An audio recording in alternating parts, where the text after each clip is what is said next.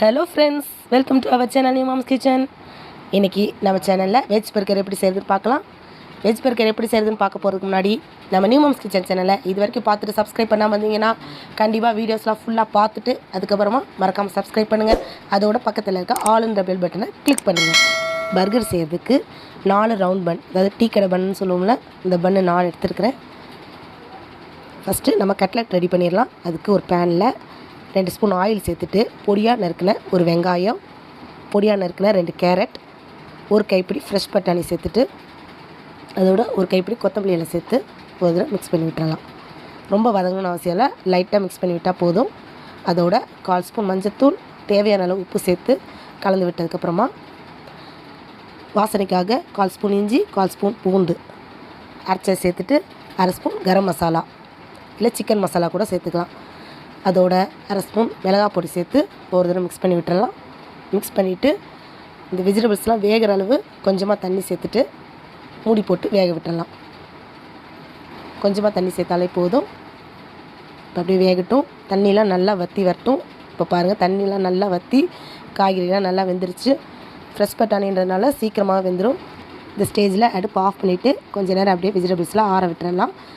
இப்போ கட்லெட்டை டிப் பண்ணி எடுக்கிறதுக்காக 3 ஸ்பூன் கார்ன்ஃப்ளவர் மாவு எடுத்திருக்கேன். கார்ன்ஃப்ளவர் மாவோட 1/4 டம்ளர் தண்ணி சேர்த்து இந்த மாதிரி கட்டி இல்லாமல் நல்லா கரைச்சி விட்டுக்கலாம். இந்த அளவு தண்ணியாக இருந்தால் போதும். அடுத்து ப்ரெட் க்ரம்ஸ் ரெடி பண்ணிக்கலாம். அதுக்கு ஒரு சின்ன பேக்கெட் ப்ரெட் எடுத்திருக்கேன். அதை மிக்சியில் போட்டு நல்லா பவுட்ரு பண்ணி எடுத்து வச்சுக்கணும். அதையும் ஒரு பிளேட்டில் மாற்றிட்டு ஒரு உருளைக்கிழங்கு, பெரிய உருளைக்கிழங்கு ஒரு உருளைக்கிழங்கு நல்லா வேக வச்சு தோல் உரித்து இந்த மாதிரி மசித்து வச்சுக்கலாம். அதோட வேக வச்சுருக்கோம்ல பட்டாணி, அதையும் ஆட் பண்ணிவிட்டு நல்லா ஒரு ஸ்மேஷரோ ஒரு கரண்டியை வச்சு இந்த மாதிரி மசித்து விட்டுருங்க. அப்போ தான் நம்ம கட்லெட் செய்யும்போது காய்கறியெல்லாம் வெளியில் வராமல் நமக்கு ரவுண்ட் ஷேப்பில் கிடைக்கும். இந்த மாதிரி மசித்து விட்டதுக்கப்புறமா கைகளால் நல்லா ஒரு தடவை பிசைஞ்சு விட்டலாம் அழுத்தி.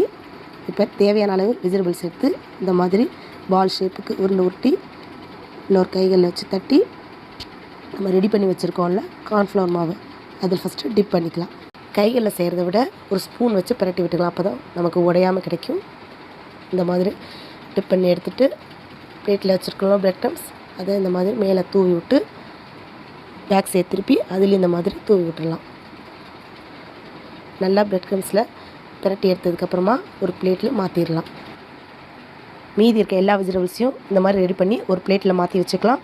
5 நிமிஷம் அப்படியே இருக்கட்டும்.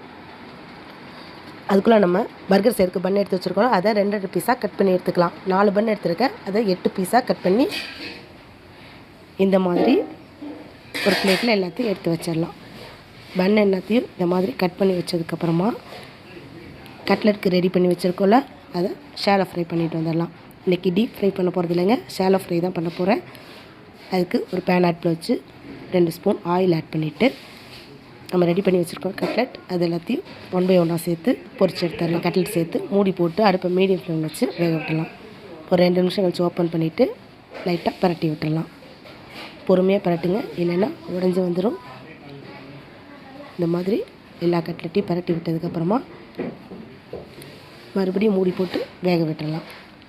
நம்ம காய்கறிலாம் ஆல்ரெடி வெந்து தான் இருக்குது.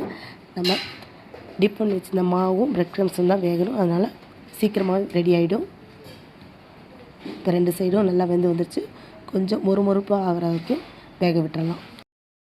இந்த கட்லெட் ரெடி பண்ணுறதுக்கு 5 நிமிஷம் தான் ஆகும். 2 சைடும் பிரட்டி போட்டதுக்கப்புறமா மூடி போட தேவையில்லை.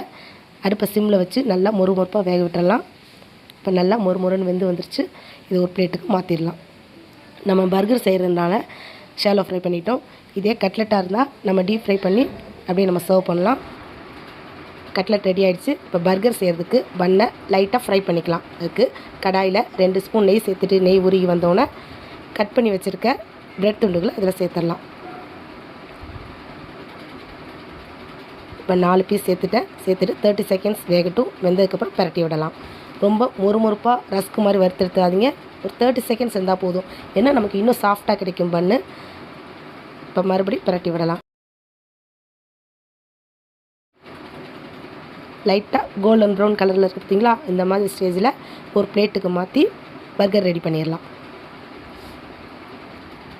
ஃப்ரை பண்ணி வச்சுருக்க ப்ரெட் பீஸ் ஒன்று எடுத்து ஒரு ஸ்பூன் மயனஸ் ஆட் பண்ணிக்கலாம். 2 பீஸ் ப்ரெட் எடுத்துருக்கேன். அதில் 2 பீஸ்லேயும் மைனஸ் தடவியாச்சு. இப்போ நல்லா மெல்லிஸாக கட் பண்ண பெரிய வெங்காயத்தை இந்த மாதிரி மைனஸ் தடவின ப்ரெட் மேலே வச்சிடலாம்.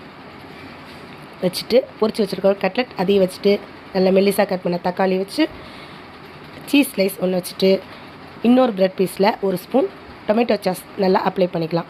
அதே மாதிரி 2 பீஸ் ப்ரெட்லேயும் தடவி விட்டுக்கலாம். ஃபைனலாக சீஸ் மேலே மெல்லிசாக கட் பண்ண வெங்காயம் 2 துண்டு வச்சு சாஸ் தடவின ப்ரெட்டை வச்சு க்ளோஸ் பண்ணிடலாம்.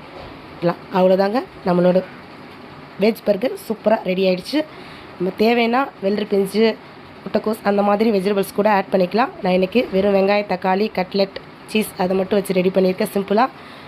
சிம்பிளாக இருந்தாலும் ரொம்பவே டேஸ்ட்டாக இருந்துச்சு. இதே மாதிரி ரெடி பண்ணி வச்சுருக்கேன் எல்லா ப்ரெட்லேயும் கட்லெட், வெங்காயம், தக்காளி வச்சு பர்கர் ரெடி பண்ணிடலாம். அவ்வளோதான் ஃப்ரெண்ட்ஸ், ரொம்பவே டேஸ்ட்டான வெஜ் பர்கர் ரெடி பண்ணிட்டோம். இதே மாதிரி நீங்களும் உங்கள் வீட்டில் கண்டிப்பாக இன்றைக்கி ஈவினிங்கே ட்ரை பண்ணி எப்படி இருந்துச்சுன்னு கமெண்ட் பாக்ஸில் கமெண்ட் பண்ணுங்கள். பர்கர் எடுத்து எப்படி இருக்குன்னு டேஸ்ட் பண்ணி பார்க்கலாமா?